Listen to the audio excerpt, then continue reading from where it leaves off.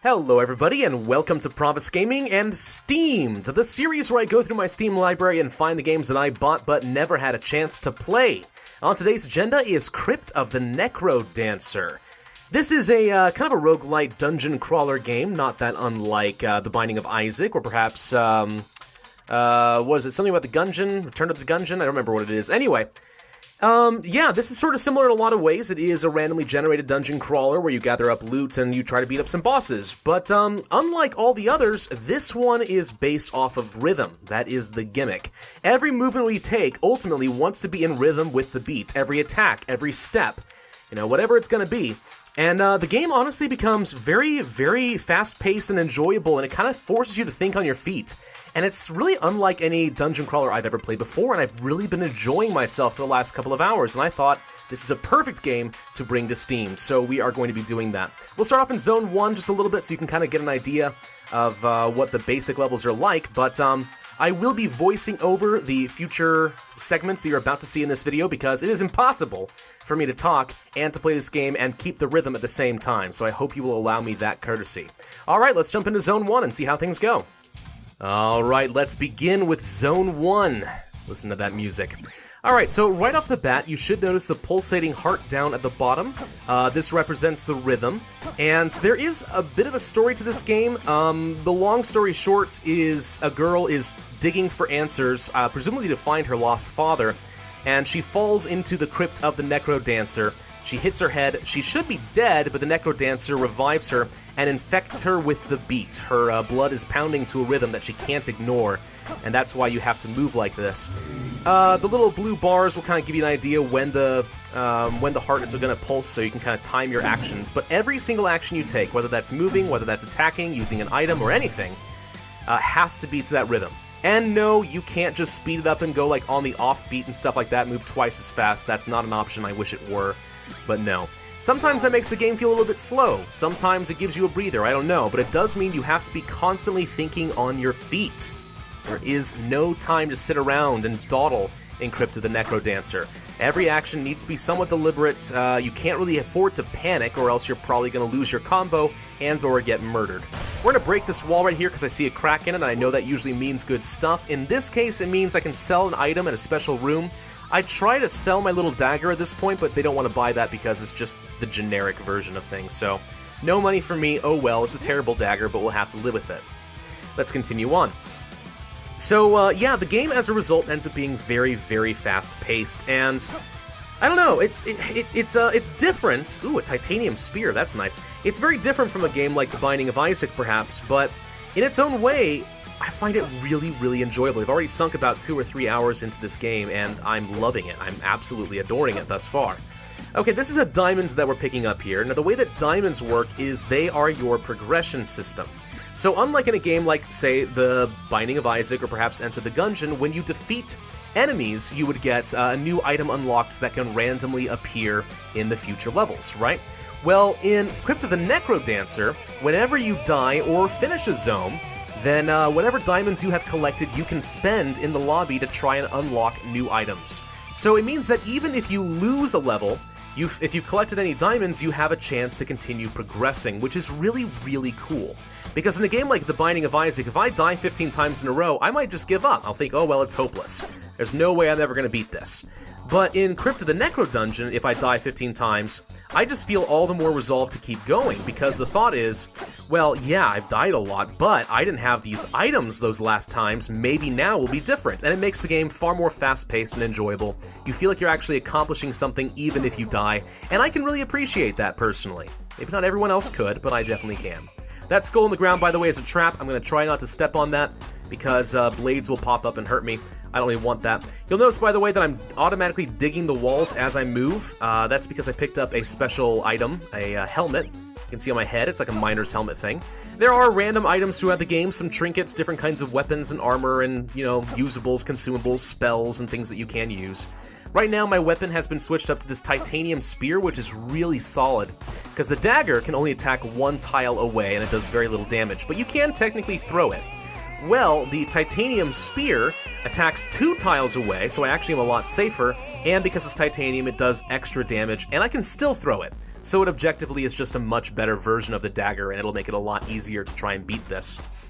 I also got some special boots that allow me to levitate. There's just like little things like that, and again, every time you play the game, odds are pretty good. If you've collected some diamonds, you might be able to unlock some cool new stuff, including some permanent perks for your character. There are different characters in the game. I have not tried really any of them besides the main one, but there are 2 more unlocked, I think, in my queue. I'm not really sure if the individual characters do anything different or if they are just reskins. I really wouldn't know, but either way, I'm pretty satisfied with just how things are going right now. So that's 2 diamonds that I could spend in the future to try and purchase a 2-diamond item. The torch that I have is made of obsidian, and the way that all obsidian items work in this game is that the more combo you have, the more effective they are.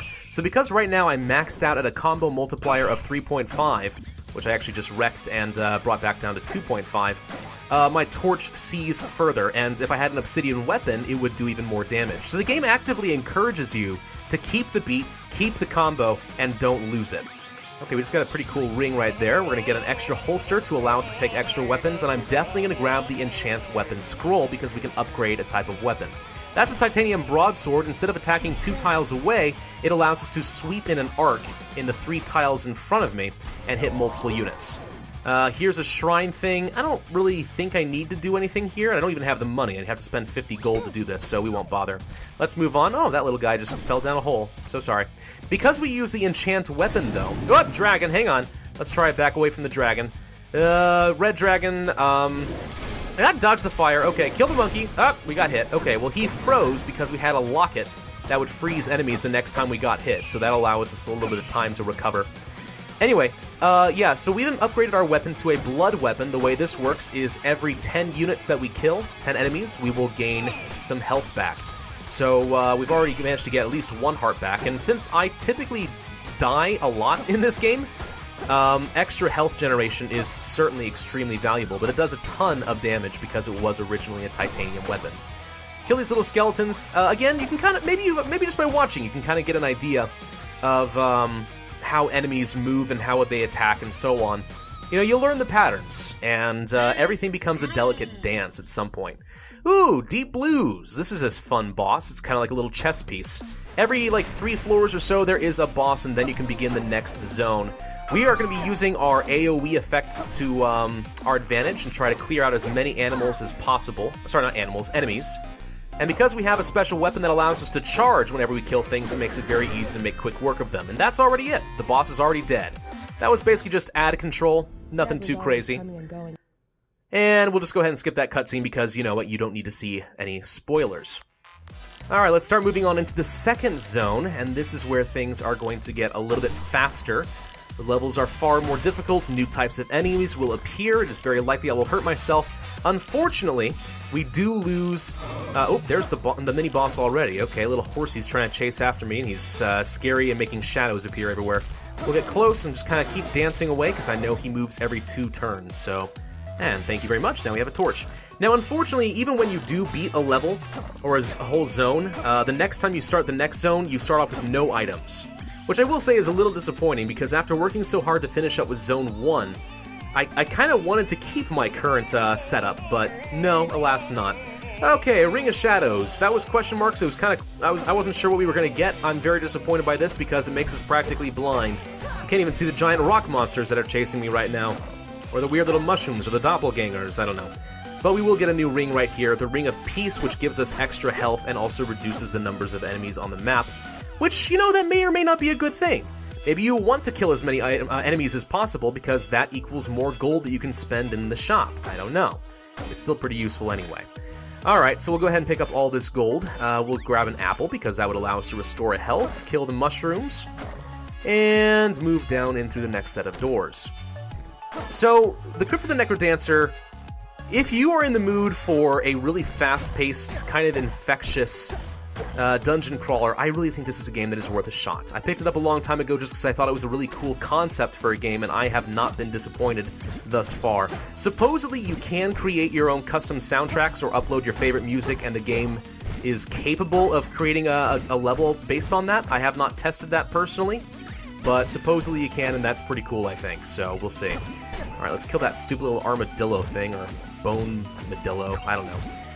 We're kind of swamping through the tar pits right now, but that's fine. Let's go ahead and head through the stairs. I should have gone and grabbed those bombs in the hidden room, but I missed that, unfortunately. Oh, that's a living wall. We'll kill that. The music, of course, is now changing, getting a little bit faster, as it usually does. I have been playing with Zone 3 a little bit, and boy, is it hard. Much, much faster. Very different types of enemies. Keeps you moving all the time. Hey, a mimic. Just back away, kill that. There's an obsidian longsword. Nice. So this obsidian longsword means that the higher my combo is, which currently is at 4, the more damage it will do, which is really useful, I find. If you got an obsidian torch or obsidian armor or something like that, it would do the same sort of thing. Like that mushroom right there should have had 3 health, and we managed to kill it in 1 shot. Ooh, we just also got a blood whip, which I may go with instead. The blood whip is kind of like the better version of a broadsword. It allows you to hit 5 tiles in front of you if you want. So you actually want to be moving around diagonally attacking, and you probably will start to see that now. See, we just killed that doppelganger. I'm moving diagonally to hit these enemies rather than getting directly in front of them in harm's way. Shouldn't have taken damage there, well, that was a little stupid. Here comes the mini-boss, but he did not last long. And thanks to the blood whip, every 10 kills, as usual, I will get another heart, which is really fun. So, I've talked a little bit about what's really good in Crypt of the NecroDancer. What's disappointing about it? Well, the only thing that I would say is really bad about the game is the kind of lack of item variety. You know, a game like Enter the Gungeon is a little bit generic, but there's a lot of different kinds of weapons and different items, and you really want to find a good synergy that works for you. In a game like The Binding of Isaac, you know, the entire point of the game is really to just find the best possible synergies of combos, and that's why some YouTuber like Northern Lion can play the game for hundreds of episodes and people still are finding interesting, because there are so many combinations and crazy wacky combos you can use to make work that, you know, why the heck not, you know? You can play that game for forever. In this, not quite so much. Once you've learned one weapon type, you know, there are just different levels of damage that the weapon can do, but they're all kind of the same, and I will say that that's a little bit disappointing. I feel like this game could use more synergies. At the same time, can I really begrudge them for that? Because you're already thinking so fast-paced, you can't really afford to sit back and just try to ponder, okay, what's the best move? What's going to give me a really good synergy? Do I want to screw this up? Like, that may be a little bit too much to ask of your players. I don't know.